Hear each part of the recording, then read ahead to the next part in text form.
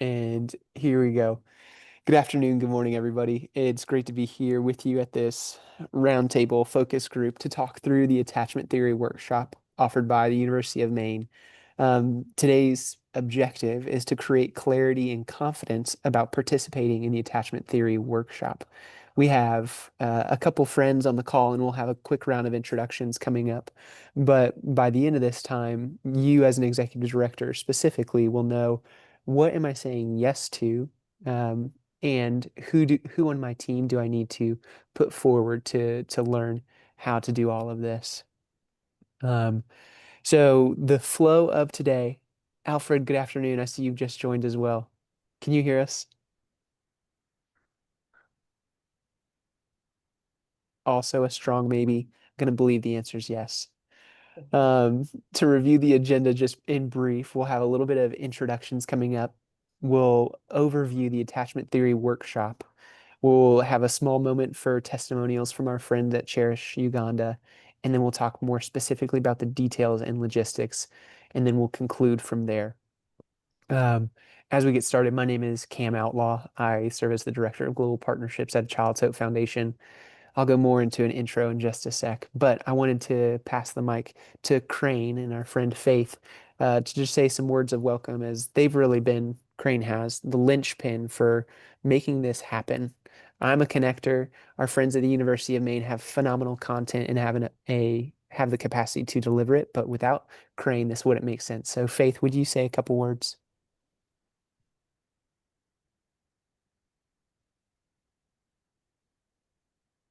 I'm, I'm waiting for the technology to kick in. Anyways, my name is Faith, and I work with Children at Risk Action Network. And when common friends that you'll get to know in a few minutes introduced this topic to us, we were like, yes, we would like to learn this. We know that we have bits here and there, and so we'd like to have a wholesome picture.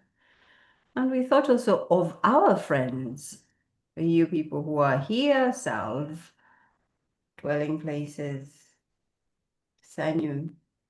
I'm hoping Philip. Philip is from Patrick. Very impressive. Very impressive. Oh, that Philip. Okay.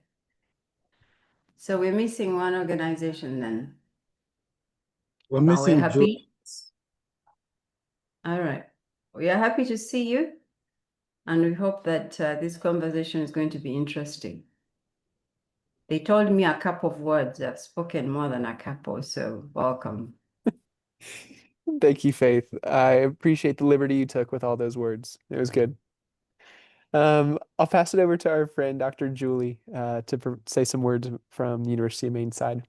Thank you. Hi, everyone. My name is Dr. Julie Delamatera, and I'm here with my partner in crime, Dr. Melissa Leidenheim. And thank you so much for this opportunity to connect and meet with you all. Um, I'd like to just tell you a little bit about the University of Maine, so you sort of understand where we're coming from. We're what they call the state flagship public university, which means we have a mission as to support our state and the students that live here in ways that they can go out and do great and wonderful things. And our university has been around for about 160 years. We just had a big celebration last year. And we're considered what they say is a land, sea, and space grant institution, which means that we're just deeply committed to doing research, faculty and students, making sure that our students are included in that so that we can make a real difference locally, nationally, and globally, which is kind of how Melissa and I got into this project. And as I said, we really want to make sure that we're engaging students in being able to participate in tackling really big problems. And we found a really big problem to tackle, and we're glad that Liz is here to talk a little bit about how we're helping with that. But we're always just looking for really meaningful ways to partnership and align with our mission at the university to serve the greater public good. And we really feel that AT can do some of that. And so we'd love to explore how we can work with you all to make this happen. So thank you so much for letting us be here this morning, and we're super excited. Thank you, Dr. Julie. Yeah, we're excited too. And I love the heart behind everything that you at University of Maine are doing. It's incredible and transformative, and we're gonna Yeah. dive deeper into I that. hope so. Yeah. Um, like I mentioned, I work at a Child's Hope Foundation. We're based in the US. I live and work remotely in Tampa, Florida. Our mission is to elevate the way the world cares for orphans and vulnerable children, and we do that by training, connecting, and funding various opportunities around the world and initiatives. But we also know that we can't do it without partnership. So we've developed a service called the Thrive Collective. It's a membership network. It's free. It helps people who are working with vulnerable children get the support that they need in order to care better for children. Ultimately, our long-term goal is to get children back into families when it's safe and possible. In that interim time where that's not possible, how are we creating pockets of excellence or communities of excellence for care for vulnerable children? And that's why the attachment theory workshop has really caught our eye. We want to give as many people as possible access to that type of training so that children are able to heal from their traumas as well as create better attachment and bonds to their caregivers so that when they come of age, that they aren't perpetuating the orphan cycle. I know that that's going to be uh, something that touches all of our hearts in today's conversation. And so we're grateful for that. I don't want to miss the opportunity to invite each of you, if you're not already a member of the Thrive Collective, to join as a member. When you do, my team and I, so Lydia and I, we work hard to connect you to the resources that you need, whether that's a type of training, connections already in the sector, or you're looking to use some of the tools and services that A Child's Hope offers as well. And so that's A Child's Hope. It looked like we just had Julius join us. So welcome, Julius. Good afternoon. We're glad you're here. We're going to move into a little bit of introductions from our friends. I'm going to tag in Cherish Uganda to go first. Would you share your names and then the city in which Cherish is working, the name of your organization, which I'm already giving a little bit too much there, and then the mission and vision of Cherish. Lydia, would you snag that and be able to write that in the chat as well for everybody? And we'll go around the room. So Liz and Boaz, to you, my friends. Okay. Yeah, my name is Liz. I work at Cherish Uganda as a director for Cherish Life Skills. In Life Skills, we have social work and foundations program. It's based in Kampala, Uganda, Entebbe municipality. That's where it's located. Yeah, and our mission is to create community, to transform communities spiritually through healthcare, family strengthening, and education. Thank you so much. And Boaz, we're glad to see you too, sir. Happy you're here. We'll go ahead and kick it to our friend Philip. If you're there, would you share name, organization, mission, vision, and where you're located? Yeah, good afternoon, everyone. It's a pleasure to be here. Yeah, my name is Philip Mwesiga. I serve with Brain Places as head of programs. Thank you, our friends at Crane, for sharing with us this opportunity. Brain Places is based in Bulova. We are in Wakiso along Mechana Road. Yeah, but we do the work in Wakiso, Kampala, and also Napak district. Our mission is to restore, rehabilitate, reintegrate, educate, and advocate for street-connected children and abandoned babies to enable them reach their full potential. Our vision is a world where every child has a place to call home and is empowered to reach their full potential within a safe family and community setting. Yeah, thank you so much. Maybe just for my face, I don't know if you can see me. Yeah, Yes. that's me. Thank you so much. Yes. Philip, thank you so much. I am so excited that you're here and that your team is going to get trained in the action or the attachment theory workshop. And I love everything you do. I hope you join the Thrive Collective so we can talk further afterwards. I saw our friend Alfred. Alfred, are you able to come off mute and share the same? Yeah, yeah. My name is Alfred Ochaya, and I'm the country director for an NGO called Salve International. We are based in Jinja. Actually, Jinja was the first capital city before Kampala. Yeah, so Crane is in Kampala and we are here in Jinja. Yeah, so we help children living and working on the streets. We our vision is to see a world where there is no street called home. We have a couple of programs. We have a drug rehab center, basically helping children addicted to taking drugs. We have a family strengthening program. Then we have a street outreach program where we reach out to the children living on the streets, and we do a number of activities, counseling, and having sports, a number of activities. We also do educational support. Once a child has been reunited back to the family and has settled, we so much want to see that this child is enrolled and goes back to educational support. Then also we do a lot of advocacy, advocating for the rights of street-connected children. With other network members, like of recent, we were together with the Crane in Mbale when we were commemorating the International Day for the Street-Connected Children. So in a nutshell, that is what we do. And I have a team of dedicated social workers that would really enjoy being part and learn about this attachment theory. Thank you so much. Thank you so much, Alfred. It sounds like important and difficult work that you and your team are dedicated to. Thanks for being here. I know the AT workshop will serve you well. I'd love to pass it to Julius. Are you able to come off mute, Julius?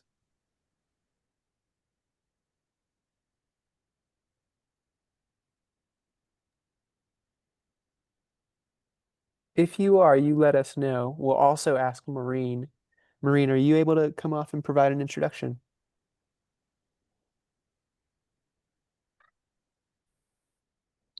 Yes, thank you so much. Yes, hello. My name is Maureen Muonge. I work with Dwelling Places. Philip has already shared about who we and what we do. I'm the country director at Dwelling Places, and I appreciate the opportunity that has been extended to Dwelling Places to build our capacity to support the children we call to serve better. Thank you. Thank you so much, Maureen. Yeah, glad you're here. And Julius, if you do get the chance to provide an introduction, please feel free to do so. But since we haven't heard from you, we'll go ahead and move into our next segment, which is providing an overview of AT Workshop. What is this thing and why is it good and where did it come from? So I'll pass it to my friend, Dr. Melissa, to provide some of that information now. Thank you very much, Cam. I really appreciate the opportunity. And thank you everyone for being here. As my name is Dr. Melissa Leidenheim. I'm the Associate Dean in the Honors College at the University of Maine. Part of our mission at the Honors College and I'll just say that the Honors College invites students to join. These are high achieving students who have demonstrated academic success in high school. And so they are invited to join the Honors College. In addition to the academic mission that we have, part of our mission also is to really nurture compassionate, engaged citizens in our college. And my background, I have a lot of experience in community engaged work with populations who are marginalized or vulnerable in various kinds of ways.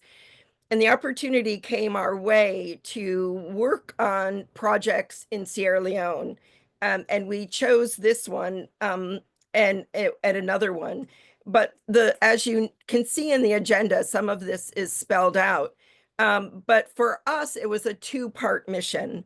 One was to bring all of the capacity of the University of Maine, which is located in Orono, Maine, to help the organizations in Sierra Leone that we were working with who didn't necessarily have the capacity that we do here in terms of even just reliable electricity and internet and access to all kinds of resources to help them solve some problems that they had identified. And the other part of that mission was to really help our students understand that even at 18, that they had the capacity to be powerful change makers, that they had the capacity to transform people's lives. And in many ways, our students have grown equally to the benefits that the children that we have worked with in various places have also experienced. It's been an incredibly powerful undertaking. And I was a co-founder of the Attachment Theory Workshop. And we started out very small, working in Sierra Leone. And originally, when we first began the project, it was still using the orphanage model. But that changed pretty early on in our project, where then children were placed with various family members or families. And so one of what we were tasked with developing a program that would help the caregivers foster and nurture healthy attachment on the part of the children in their care, some of whom they did not know. And the children had experienced various levels and kinds of trauma. So there were often obvious challenges and often challenges that were not so obvious in this caregiving situation. And initially, that matchmaking that was occurring was not very successful. For any number of reasons that I'm sure you understand by virtue of the work that you do, how difficult this can be. And so we were tasked with coming up with a program that would help to identify and give these challenges and give people skills to problem solve. And we also met the challenge of working with primarily non-literate caregivers. So we were very sensitive to the fact that this training would be delivered through speech, through speaking, that would not rely on people having any particular level of literacy in order to take part in the training. We also understood, and it is core to our mission for the Attachment Theory Workshop, that we are only occupying one seat at the table. That without you and your team, that we cannot do this work. And so right from the beginning, it has been deeply collaborative. That we have worked on creating this workshop, but we've always done it with joined hands with our partners. And that has been critical, and I think a key to the success of the workshop. The other piece is that the workshop is not fixed per se, that we always create the workshop to respond to the particular challenges of the organization that we're working with. So when we began working in Sierra Leone, many of the children lost one or both parents to Ebola. And so that was an important trauma that we specifically addressed in the workshop. And so the research that I've done on many of your organizations, you're working with children who don't have permanent housing. And so we would address that in the workshop. The other piece of it is that the workshop is always adapted to the place so that people recognize themselves in the photographs. So we don't have stock photographs. We have photographs of people in the place that they're living, which is also really critical because it feels like there's ownership in this process, and there's recognition that this isn't coming from the outside, but it is very organically developed from working closely with the organization. So those are very critical pieces to it. And then we've learned many things since we started this almost a decade ago when we began this, and we've created supplemental materials so that the concepts that we're teaching to the caregivers, that we then can reinforce those concepts through play, through performance, and other kinds of ways that really feel culturally appropriate in order to secure the attachment that we're seeking, and to ameliorate some of the traumas that the children and also the caregivers have experienced themselves. So maybe I'll stop there, and then we can take specific questions because I want to be mindful of your timekeeping, Cam. Thank you, Melissa. Yeah. Any questions at this moment?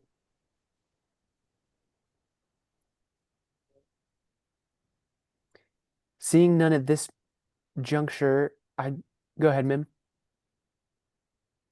I'm just interested, is it because of academic interest or some other interest that you've particularly put your heart and soul into this?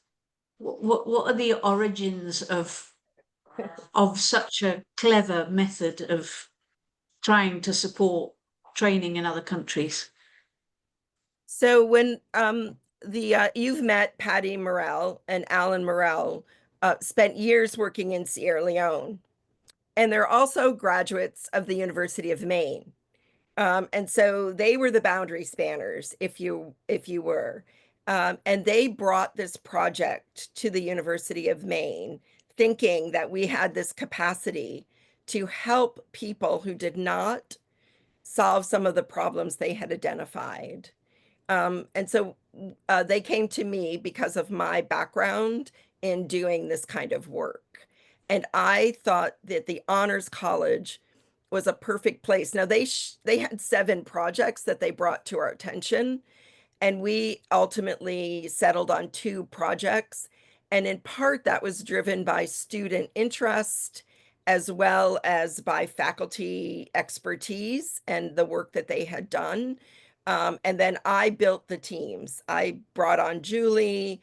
I brought on the students in particular kinds of team. My training is as a folklorist in traditional culture, so I'm very familiar with non-literate cultures and doing that kind of work. So that very much informed the actual structure and framework and approach of the attachment theory workshop. But in some ways it was serendipitous that the topics that we settled on. But this also felt that like work that was possible to accomplish. Originally, to be honest, we thought we would go to Sierra Leone, and we did, and we would work with the caregivers there, and then we would be done. We did not understand the depth of the issue, or that what we had created essentially did not exist. And it was only after that we came to understand that this tool that we had created could have such impact. And that we also were able to continue to create the teams and get the support to do this work. So that's how we came to these particular 2 projects. And that's how we've continued to do the work that we do, servicing the communities. Does that answer your question, Mim? And Mim, I It wanted to, does. Thank you very much. and I want to jump in too. Part of the reason that Melissa asked me to be part of this project is my background is in early childhood education and development, and attachment theory is huge in that realm. And so, as a faculty member who teaches future teachers about how to connect with kids in a classroom and support their families, she was like, oh, she literally called me into her office. She's like, I've got this great idea. You should be part of this. And so it started like over coffee in an That's wonderful. Yep. As do so many good things. Exactly. That's Exactly. right. Yeah. Well, Dr. Julie, would you share a little bit about why, like, just give a little bit of the purpose of the AT workshop? Yeah, and I think Melissa touched on a lot of it already, but when we started this, I think part of the history is helpful. When we started this, as Melissa said, we were asked to train 6 aunties working in a single orphanage of about 200 children.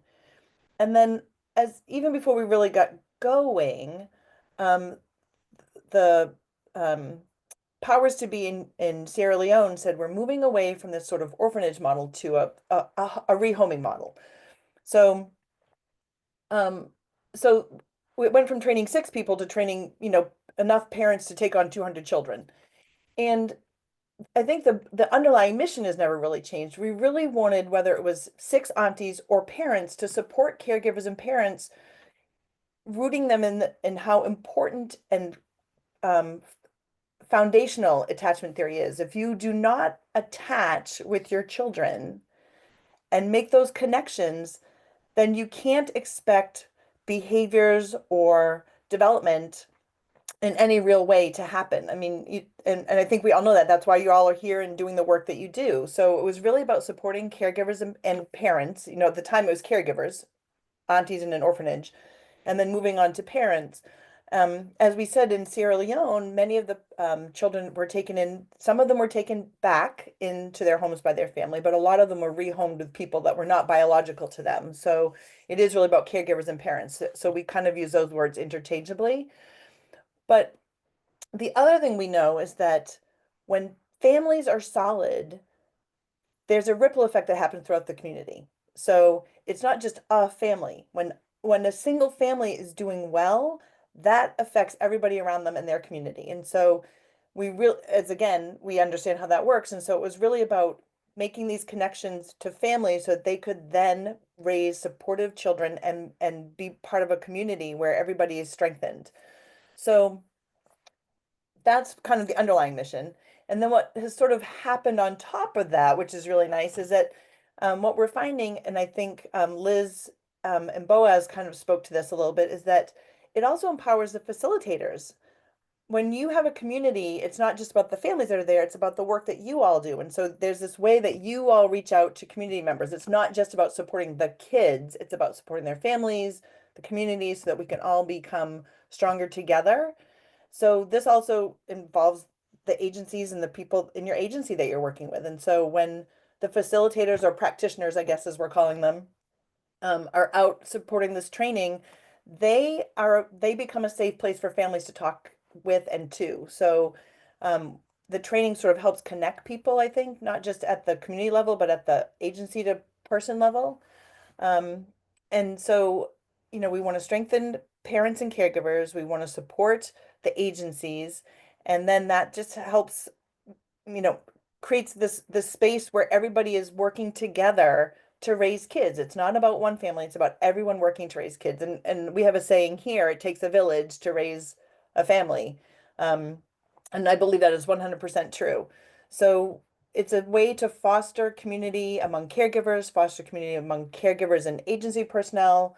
And we just, it's about attaching to everybody. So it's attachment theory for families, but it attaches everyone in the community. So we're just really grateful that we can do this work. And Same.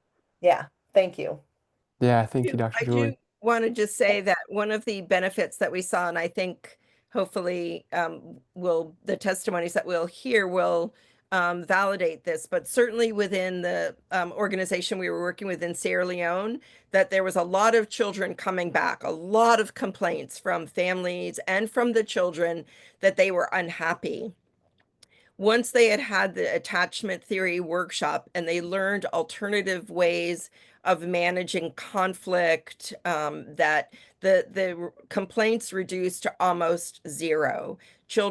Parents did not ask, or caregivers, to return children to the child. Well, at that time it was called the Child Rescue Center.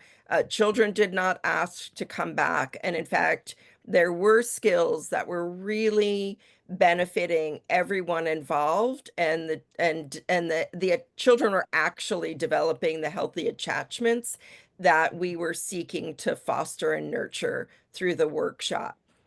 So that was very encouraging for us. That's huge. That's huge.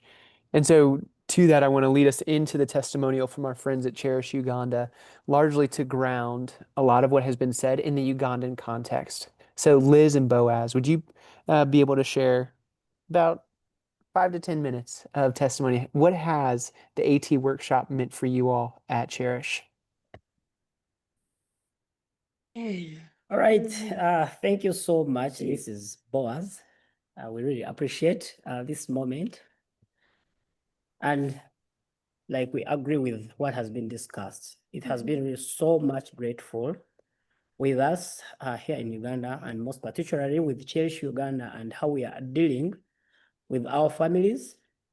We really agree. There are few points that have been mentioned, and these have been really manifested. We've seen them happen as we are dealing with these families. Someone talked about families with vulnerability, whereby this vulnerability will push them to the ends of being traumatized, and these are most families that we are dealing with.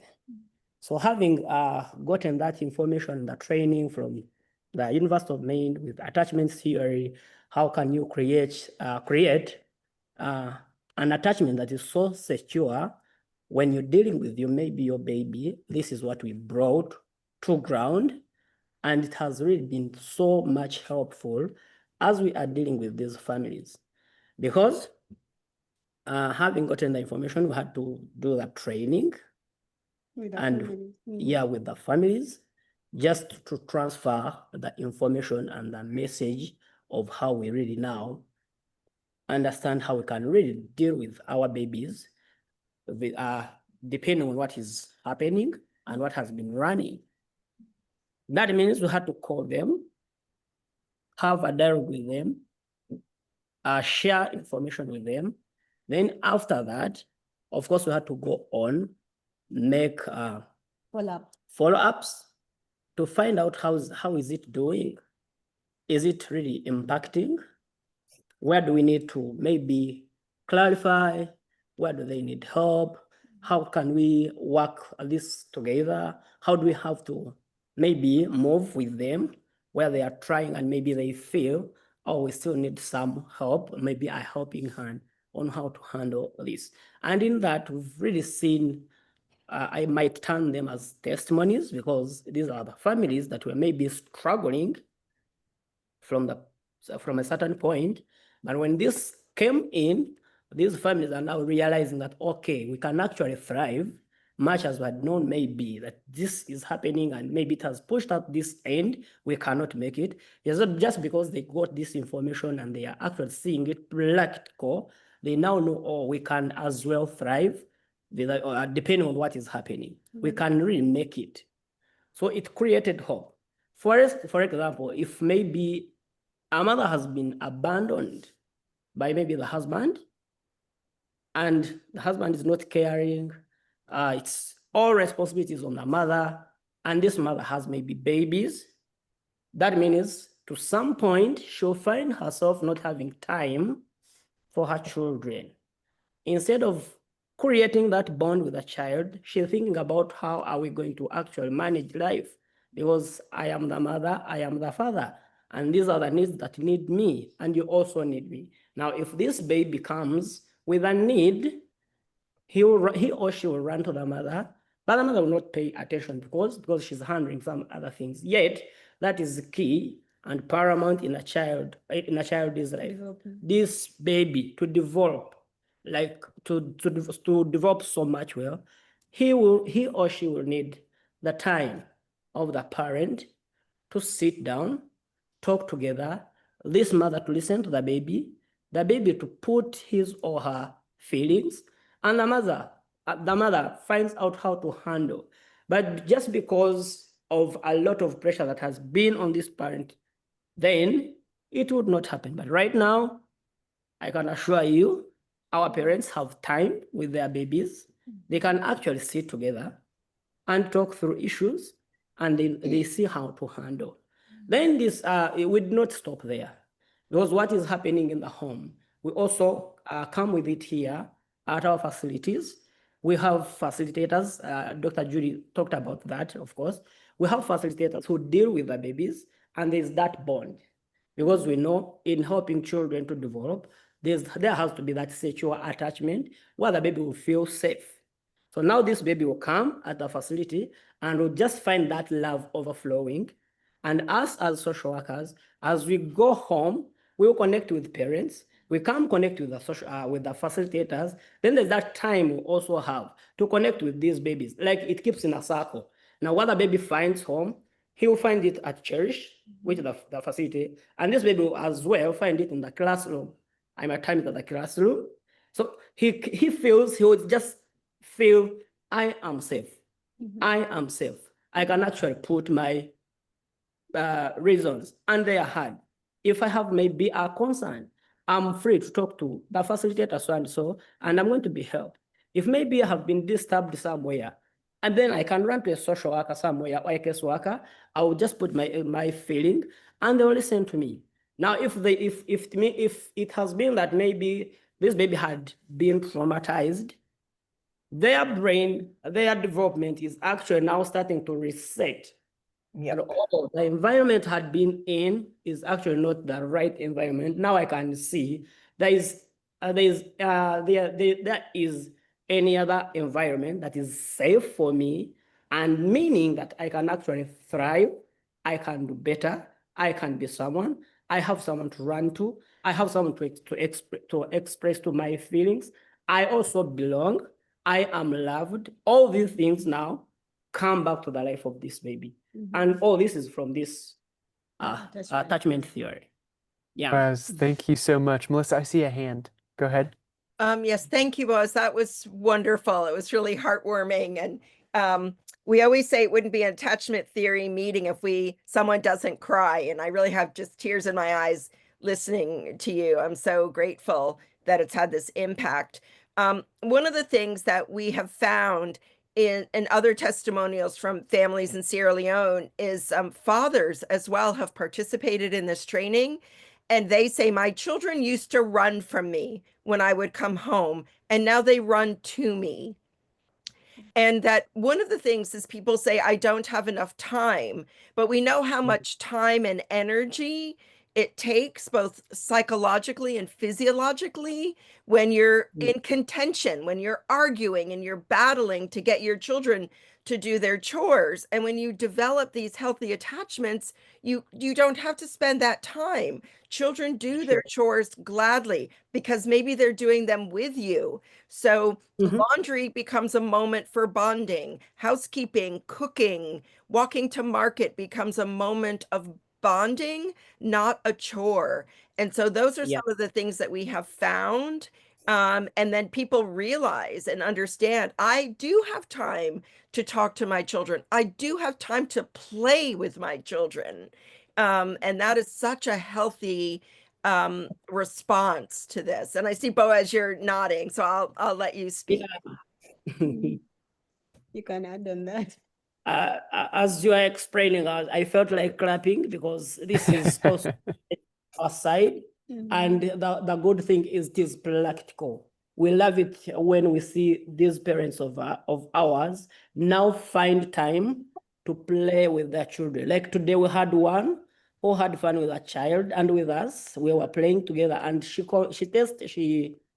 actually gave a testimony that I'm really grateful that I'm having this game with my son. So it is really so practical, like it is working. Yeah. Phenomenal. Go ahead, Liz. I like, and I was going to add on what you have said. I like what you've said that we have this tendency of saying we don't have time for our children.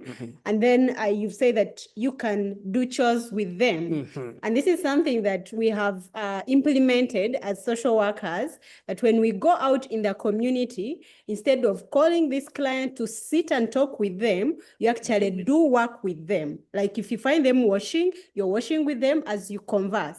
If you find them, let's say maybe they are doing chores around sweeping, you're also doing it as you converse. So as by doing that, you actually to show them that you don't have to sit and create time for just talking. You can also do this with your child so that like the bond continues. So when you talked of walking to the market, I'm like, this is what we are doing as social workers.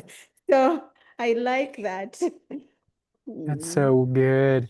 Y'all, I'm excited. And just for time, well, to thank you both, Boaz and Liz, for sharing some, like, a small fraction of the impact of the AT workshop. It means a lot that you would take the time to do so. So thank you. And then, yes, we're going to push into the logistics. And I'm going to pass it back to Dr. Julie. Our goal is to get out of here in about 12-ish minutes, so we'll move with some purpose. All right. This next layer is to talk about the logistics. So executive directors, please pay attention and be thinking, because we're going to need some critical thought to make decisions about what's going to happen next and what is best. Dr. Julie. So, what we need from you all is, if you're interested and would like to join us in this journey, we'll need, a list of your social workers or who will be your training team. And we're assuming that we'll be meeting virtually. I mean, unless Melissa and I can get a plane ticket to Uganda, which is not out of the question. But it'll be partly virtual and partly live, because Crane has offered for those people that would like to come in person in their training space. And so that will be a logistic we'll need to work out if you're interested. The biggest thing we need you all to be thinking about is the when. So we have a tentative timeline starting in June, and we've talked about a variety of configurations, and we're not sure where to settle on this. So one of the things that we've talked about is perhaps meeting once a month. We said something like the third Wednesday of the month for training, and it would last an hour or two at a time. Early in the morning here for us would be mid-afternoon, exactly the same time for you all. And our thought process was that if we could meet one time a month, we would do a training. It's a 6-module training, so that we would train like module 1. We would train your practitioners, and then they would have time to go out and train a group of people, so they could actually try this out. So then when we met again, we could sort of do some debriefing about how that all went, what kind of supports they need, and then we would train on module 2, and the cycle would repeat.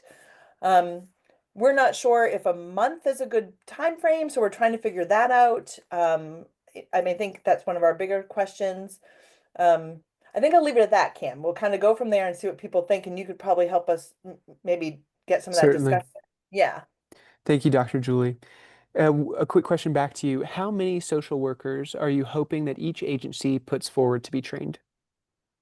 I would say, and Melissa can jump into this, like 3 or 4. We're thinking that way the group would be about 12 to 15 people.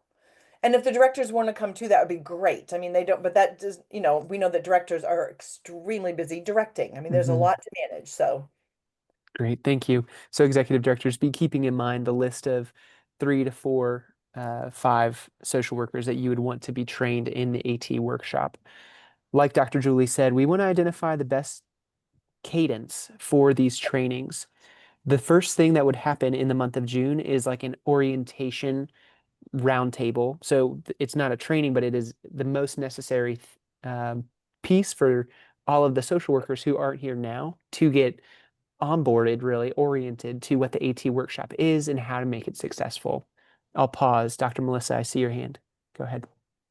Yes, thank you, Cam. One of the things that I wanted to emphasize in the training that makes it very effective is to have at least 2 social workers leading the training, not just one person. So that's why we're saying 3 or 4, that they can work together giving the training. We found that's been a very effective model for delivering. So I just That's wanted helpful. to emphasize that.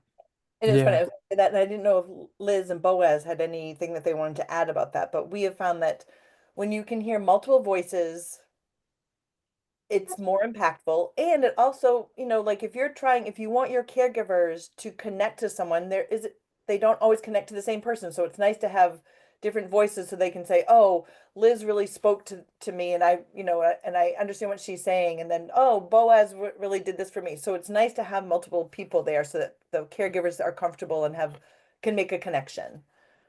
Yeah. And that is Yeah, we actually like it that way, because for us we work in duos. So you're going to find that a duo, 2 social workers are attached to a family. Sure. So when you give us a number of 4, it works best for us because we have 4 social workers. So fine. Then plus me. Yeah. Amazing. Yeah. And so at this moment, I'm curious to hear from the executive directors. If we were to meet once a month, does that provide enough time for your social workers to learn the training in that meeting and then apply it to your context, whether they're working with the orphanage home or they're training caregivers in your network. Does a 1 month time frame seem achievable? Right? Is it too big, too small? I mean, it might be too far apart.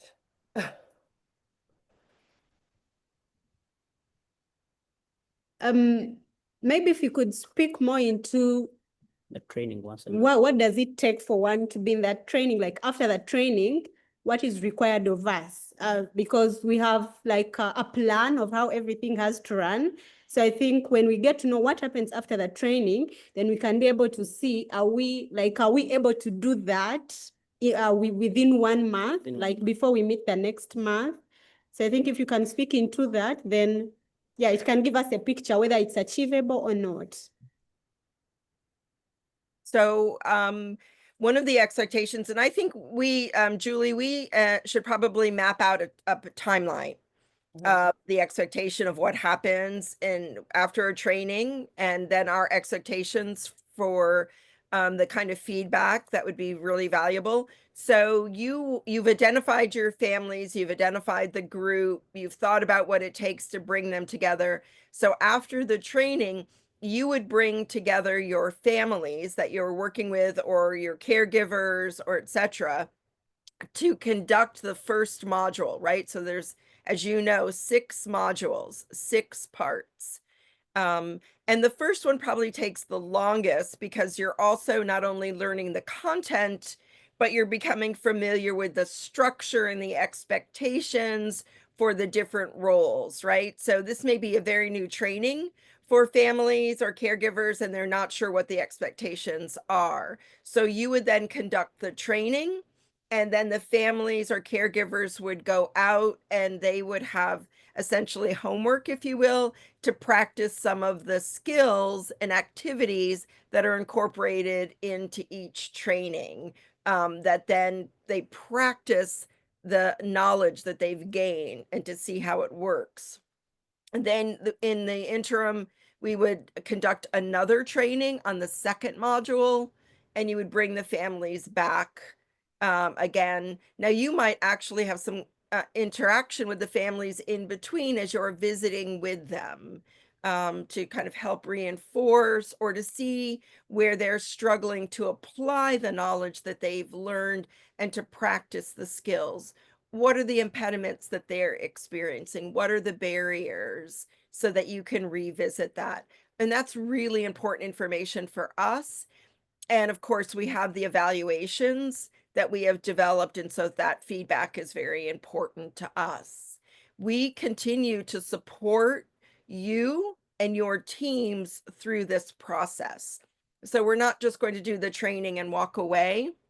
Again, we see this as highly collaborative. This is a partnership, and that we're supporting you to do the work that you are doing because you have the skills and knowledge and expertise in your area. And then you need to tell us how we can help you do that work better.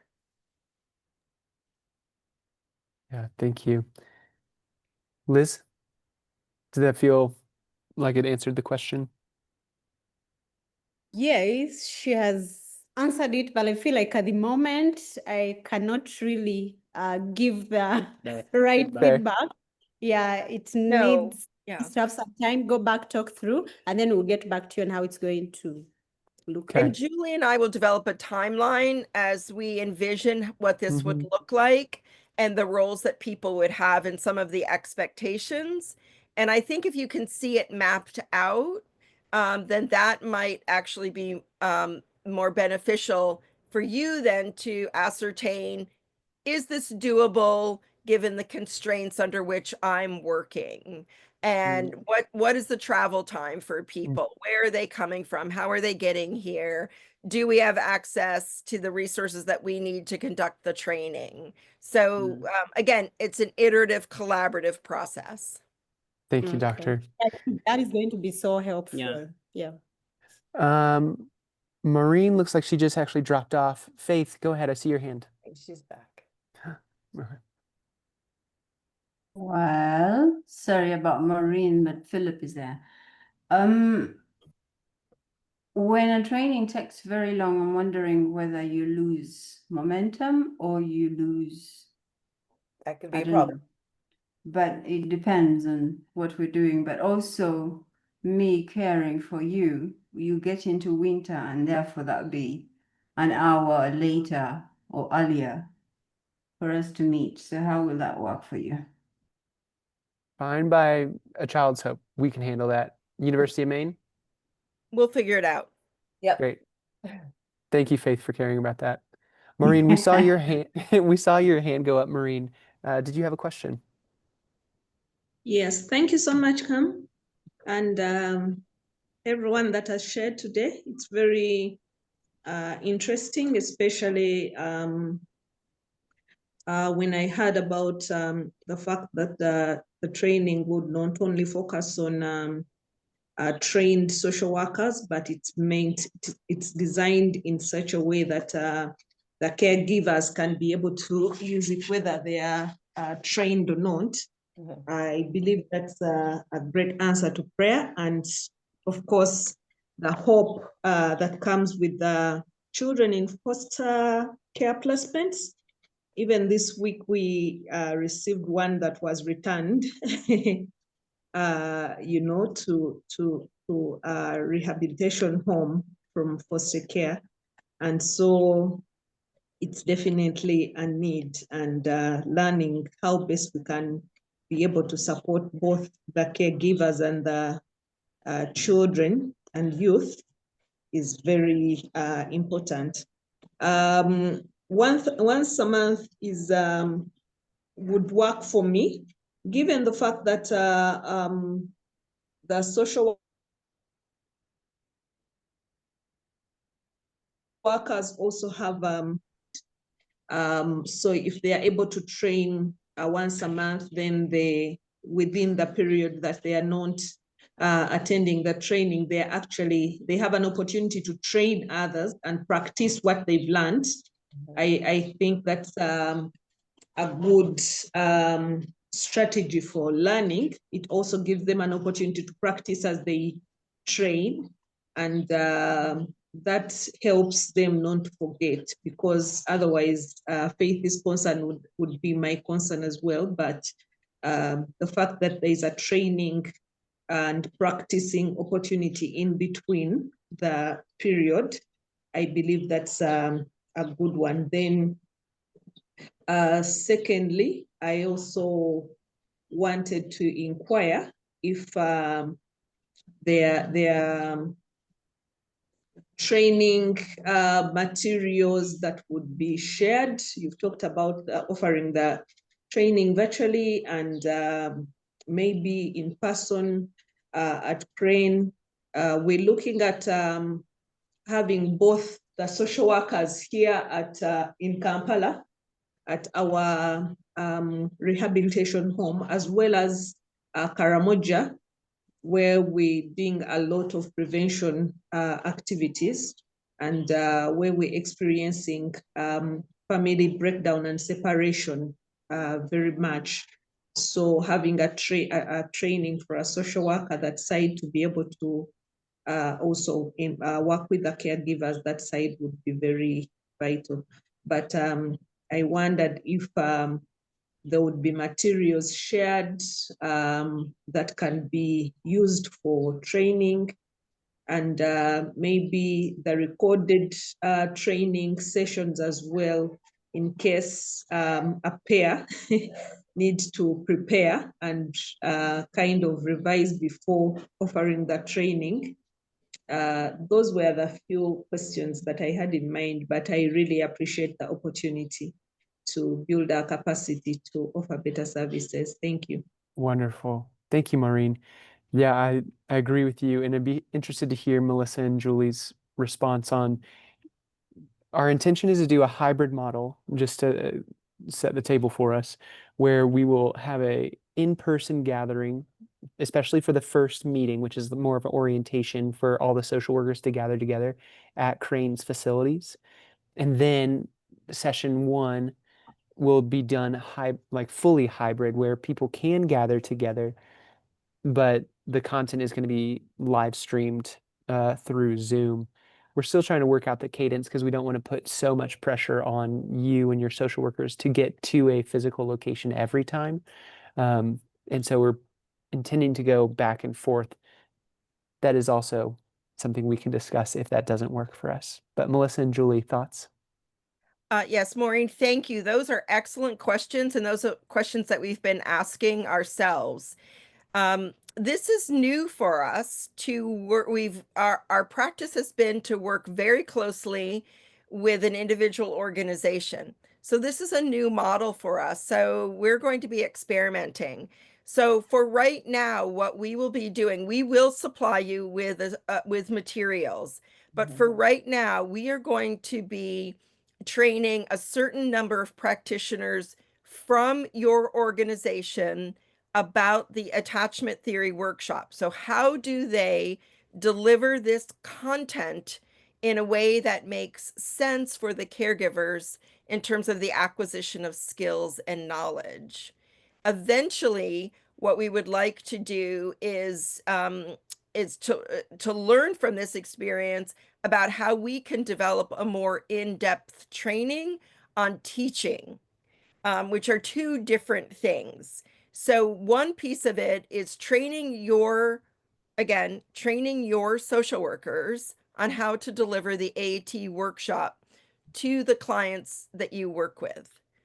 Another piece of it is that larger training on how to be a teacher, because there's lots of that involved in this. So it's not just securing the content of AT, but how to deliver that content effectively in terms of as a pedagogical tool. So those are two different pieces. So what we are doing now is just training that discrete group of individuals that you identify. And then we will learn from that. So we will ask that. I understand completely the need to practice that training, and I endorse that. But we're asking that then you don't go out and train a bunch of people necessarily until we understand better how this collaborative model with multiple organization works. Does that make sense?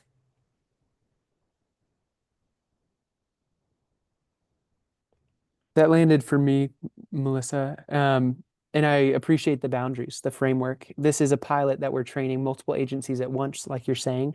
And so, Maureen, to provide a direct comment to you, it feels like just tagging in the 3 to 5 social workers who are more locally based, who can work together in the implementation of it, is going to be most helpful for this pilot program.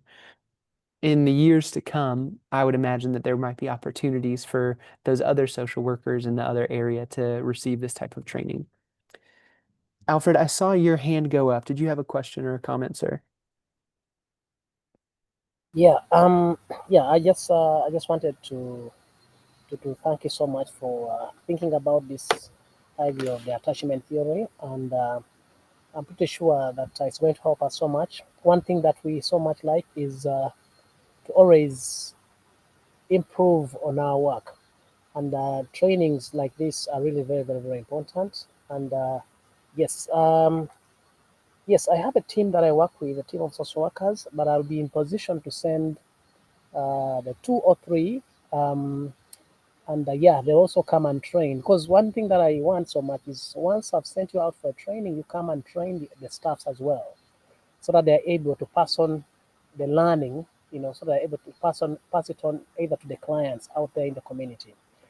I have 2 questions. One is, yes, I'm trying to look at distance between Jinja and Kampala. If I have to send my staffs, 3 staffs to Kampala, when they set off in the morning, probably I don't know how long is the attachment theory training. Is it a whole day? Is it 2 days training?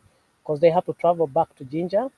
The other alternative I'm trying to look at is if the opportunities for online training, Zoom meetings, where they can join, that can help. I can always share with them the link. Then the other question that I wanted to know is how long is this attachment theory? Because I'm imagining that you reach a point where you want to assess how the impact, the impact at some point you may want to know. how is it working out, you know? So I really want to know how long is it, and then at some point will you have some questionnaire to assess the impact, you know, on ground? Yes, thank you so much. Well said. So what I know is that it's going to take the rest of the year for the training to happen because we're going a month by month. In June, we would have the orientation where they're learning a lot, meeting one another, everybody else in the cohort. Starting July would be module 1, and our intention is to go every month to receive the rest of the trainings. So by December, your social workers will be fully trained in delivering the attachment theory workshop. In early 2026, we intend to have like a focus group similar to this to do some qualitative assessment. I imagine that from the University of Maine, we might develop a quantitative assessment or however they've done it in the past, but I'll let them speak to that. We do have an assessment. We have an Okay. assessment developed. Yep. Amazing. So those are the direct answers, but Melissa or Julie, anything to add? Well, Cam, actually, I think the timeline is perhaps a little shorter than that. So the orientation in June, first module in July, second module in August, and then September, we're thinking 3 and 4, and then 5 and 6, because people will have understood how the educational package works. So they may not need to spend as much time on each individual module. People will have the information ahead of time, so we'll kind of flip the classroom, if you will. So people can come prepared with questions, etc. So it may be that by October, everyone has all the modules. They're trained on everything, and they've already started training their caregivers. So it may happen much sooner. That's good news. And I was going to say, I think Maureen may have asked, I'm not sure, but we're assuming that the training for the social workers will happen, like we said, once a month and last about 2 hours. We're going to set aside sort of 2 hours so that we've got time to train, they've got time to ask questions. And then when the social workers are out training using the AT modules to then support training for their clients or caregivers or whatever you'd like to call them. An AT training for caregivers typically is, again, you schedule an hour to 2 hours. The modules are intended, they're set up to be done in an hour, but we all know that parents have lots of questions and they use that time to meet and collaborate with each other. And so it's really nice to have a 2-hour span of time. So there's some time at the beginning for them to chat, time for the training to happen. We have activities in each of the modules so that it gives them a chance to sort of try things out with each other, do some more talking. So it really needs about a 2-hour block of time. I mean, it could be done in an hour. I mean, you could get through it in an hour, but as we know, I mean, part of this is really making sure that the caregivers connect because they need a chance to talk to each other about how this is going so that they can, share ideas and successes and challenges, and so that they can support each other. Well said. So 2 hours for training virtually / hybrid. We'll end up working through that and how it rolls out. But they'll all be offered online because we're in Maine training. So right. It'll be an online component. So you don't have to travel if you don't want to. I just know that Crane had offered that up if people wanted to be together in a space. So that the social workers could also have that opportunity to talk in between and about things. And the other piece of it is that anytime questions come up, record them, note them, and then share them so that we can come prepared ourselves with responses or share responses proactively with you before a training. So there will, again, it's very iterative, it's very collaborative, and you can expect to be able to reach out to us in between. Thank you, Melissa. Mim, I saw your hand. Yeah, just the comment about the meeting. So we're very aware that the distance between Ginger and Entebbe is too far realistically, and the training will be this sort of time of day because of the obvious time zones across the pond. We did just wonder whether the first or one of the first sessions where the different social workers,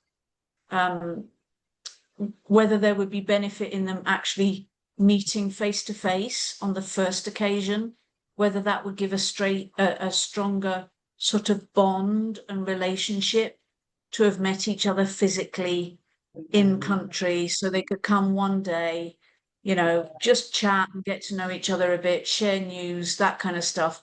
And then we go into that introductory session. That's one of the things that we thought about, just to answer Alfred. But people can comment on that, whether there would be value in doing that, or, you know, as a one-off, or whether you think that people will manage on Zoom. So comments are welcome on that.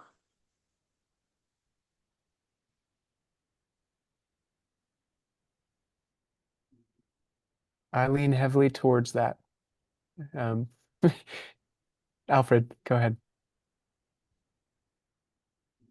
Yeah, I think having a physical meeting is good, especially first meetings where the social workers have to know one another. I think that is okay. Yeah, I can always send them out to come and meet, know one another, and then they can come back. So I like the idea. So if we can have that either once or twice or thrice, depending. But then more of would be Zoom, because the more travels, the more transport cost and all that. Yeah, and I can, when you leave Ginger 8 in the morning, then they have to coming back to Ginger. They may come back in the night around 9, which is quite late with the traffic jam in Kampala. Yeah. So I think if for the first meetings, if you can have physical ones like around 2 or thrice, that would be okay, because program. So the first meetings being physical, it's okay with me. Thank you, Alfred, for that. I'm curious to hear from any of our other friends. If we did the first meeting in person, does anybody have any barriers or hurdles that are coming up in their minds right now?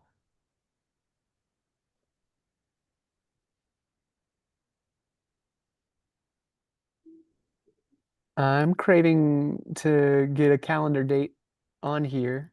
If we are going to move with the third Wednesday or so with this group, that would put it at June 18th. I think, is that true? Yes, the third Wednesday, June 18th. If we were going to do an in-person meeting, thanks to Crane, to gather, does June 18th work? Not for me. Okay, negative for Melissa.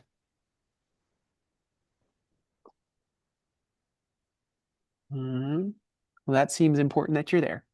Yes. Well, I'd like to think so, but 100%. yeah, I have an appointment. I can't change. Gotcha. That was made long before this. That's fair. Yeah. Well then I say we hit the drawing board right now briefly. If we're still looking at that week of the 18th, does the 19th work? Great. Dr. Julie, does 19th work for you? It does. Wonderful. Okay, so Thursday, June 19th, same time as today's meeting, 3 o'clock. Actually, that doesn't matter. It's probably going to be a little earlier for those who are traveling in. But we'll figure that out for timing. Actually, what time in Uganda would be a good time to host this event?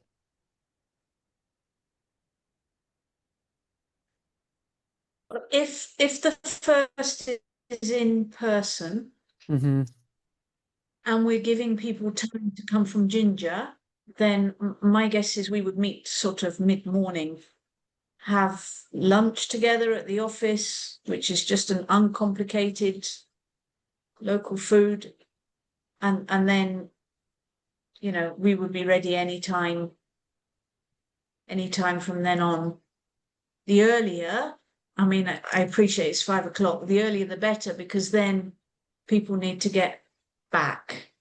So this is probably about the latest time we could finish. Because if it's much later, they're going to it's going to add an hour or two to their journey because they won't beat the rush hour. So if we shot for 1 p.m. Uganda time, does that give y'all enough time to lunch? Lunch is normally at 1 till 2. Okay. Yeah. Then 2 So o'clock. 2 o'clock would be 7 o'clock here, correct? On the East Coast, because we met at 8 today and that was at 3. Yes, that's Yeah. right, Julie. Can lunch be shifted at all?